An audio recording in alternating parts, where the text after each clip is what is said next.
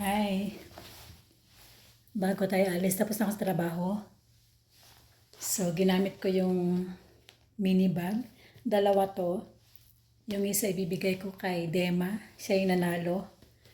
Tinatago ko yun kasi bibigay ko sa kanya pag uwi ko sa Pilipinas. Awa ng Diyos. So, ngayon i-open natin kung anong laman. Ang cute. So, gawin ko tong wallet para pa nag-grocery ako. Para pag bumibili.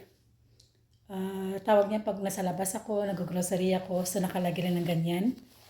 Ayan, ang laman niya po ay, yan. Dalawa yung ating card holder. Ito po yung aking office chip card.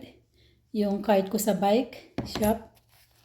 And ito po yung isang card holder, yung bangko ko, yung ID ko, yung DOTS ID, and yung aking insurance ID.